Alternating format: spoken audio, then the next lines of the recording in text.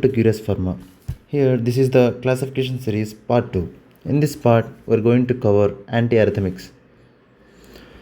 First, arrhythmia means irregular heartbeat, either increase or decrease in heartbeat. Usually, our heart will beat 72 times per minute. It is a normal range. When it goes up or down, then it is called as the arrhythmia. For to stabilize the heartbeat, we'll be using antiarrhythmics. Here in these classifications, there are four classes. Class 1, class 2, class 3, and class 4.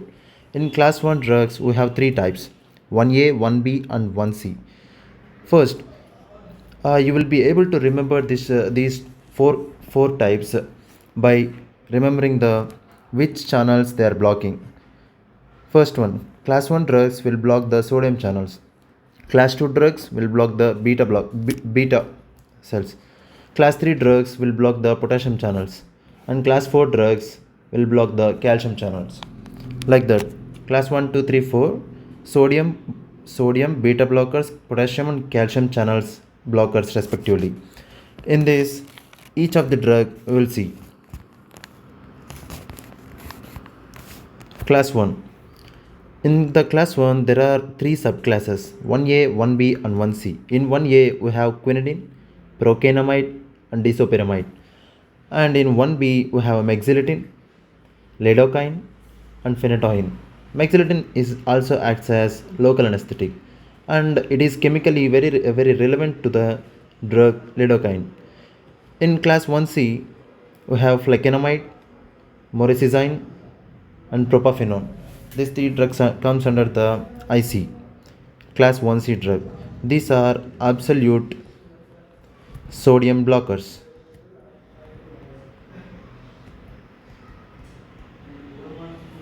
Then come to the class 2. In class 2, there will be beta blockers. All you know that beta blockers are the drugs containing lol as a suffix, that is propranolol, esmolol, sotalol. And in class 3, there are potassium channel blockers. In this, there are amiodarone, beryllium, difetinide, and butylide. Sotalol also have the property of potassium channel blockers. So sometimes you will be saying sotalol in the class 3 drugs. And in the class 4 drugs, we're having the calcium channel blockers. They are diltiazem, verapamil. Then we'll see in brief the properties of each of the classification. Here in the sodium channel blockers, in each subtype they have some properties. For 1A, phase 0 depression and in depolarization. That means phase 0 depression. That means see here, I will draw a graph.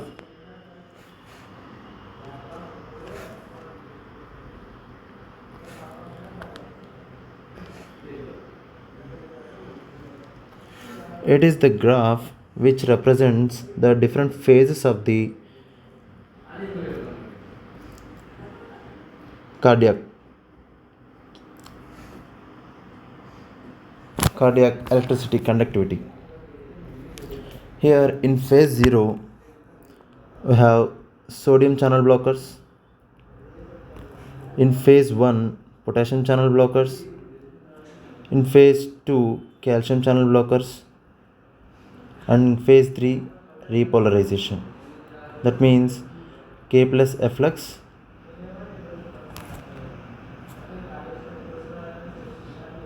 and Cl minus influx. It is on brief.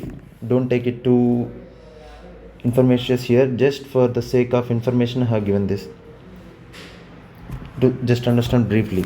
Here phase 0, depression and depolarization means here this depolarization will be depressed like this when you use the 1A type of drugs. And delayed repolarization, that means here this phase 3 will be delayed. So like this they stabilizes the arrhythmias.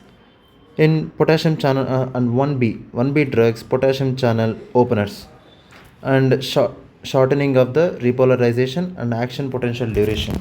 They will decrease the action potential duration and shortening of the repolarization.